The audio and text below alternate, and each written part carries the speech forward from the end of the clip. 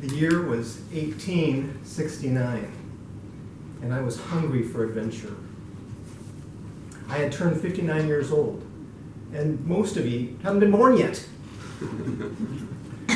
Greetings, my name is Robert McFerrin, and I've traveled 150 years just to come talk to you.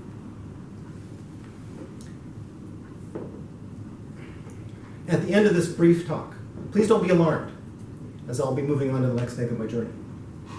My great-great-great-grandson, Darren Losser, is one who's recording this video for me, so it can be shared with whoever would like to see it. Video is one of the new words I've learned since I've been here in your part of history. But I didn't come here to bore you with all the words I've learned in the last 3 weeks. I came to tell you about something that's going to change the world for the better. It's not as if I'm some supremely wise person who's going to come teach you this lesson. It's more like this. What if someone gave you a recipe for turkey soup? And you made the soup, and you ate the soup, and you really liked that soup. And your whole family liked the soup. So you want to share the recipe with your friends. Someone gave me this information. And I've seen it work wonders in my own teams and in several other organizations. So I'd like to share it with you. Please allow me to briefly tell you my story. I was a business success. And then I was a business failure. After that, I was a business success again, but for a different reason. And I'd like to tell you about that reason because the first reason I was a business success wasn't really reliable or dependable.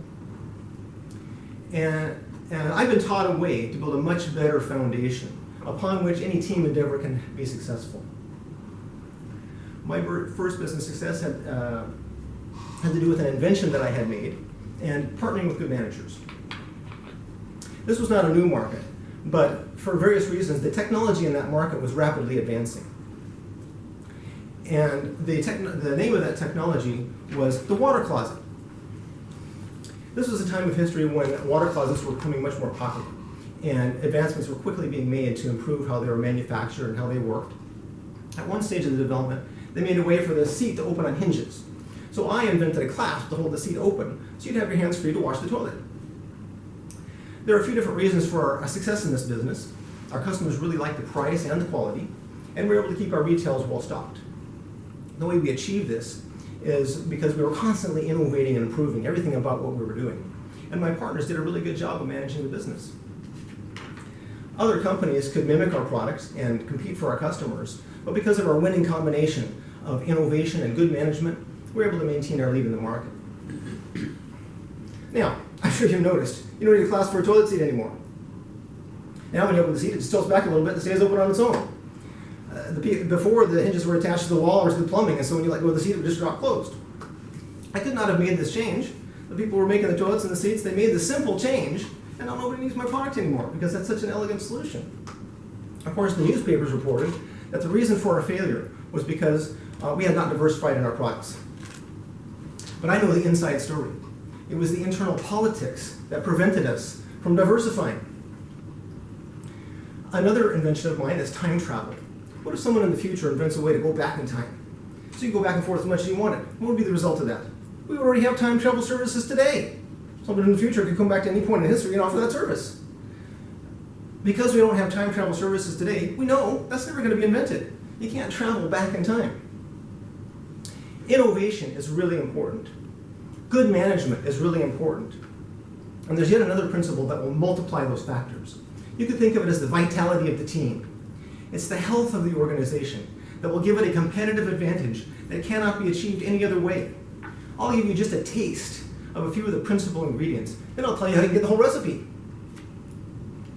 Each one of us individually has a purpose in life, a calling. In order for a team to have vitality, its purpose must be defined. Why do we exist? How are we making people's lives better? What are we doing that's inspiring to people? Focus your venture on a core purpose and core values. Everyone agrees on this long list of good values. But it's this short list of core values that defines you. Sure, you're still going to have all the other values, but they're not your essence. They're just the same values that everyone needs to have in order to do business. You're going to draw together people who already resonate with these core values. And anyone who doesn't is just going to want to leave because you're too much of a fanatic about those particular values.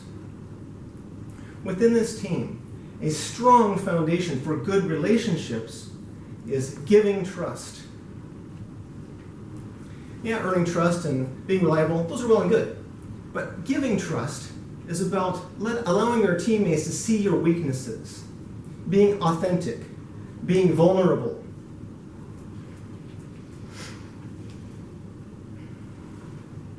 Everyone has weaknesses. And everyone knows everyone has weaknesses. Loads of people already know your weaknesses. Some people are going to admire you for owning up to your weaknesses. And the best admiration is from those kind of people. I'm not going to tell you about all the different elements you need in order to have a healthy organization and get that multiplier effect on your innovation and good management. Because one of the things that I've been doing since I got here is researching about who it is that's the best at teaching this today. And I found that for you when I read the books by Patrick Lencioni. He has distilled this down to its essential elements. Of all the things you could do to have a successful team, if you leave out anything that Patrick Lencioni teaches, you'll be limping. And he's the best at explaining all this. Over the last 150 years, there have been amazing improvements. And I'm not giving credit to these principles for all those improvements. As these best practices are more widely adopted, I'm looking forward to seeing even better improvements over the next 150 years. And with that, I bid ye not merely farewell, but fare very well.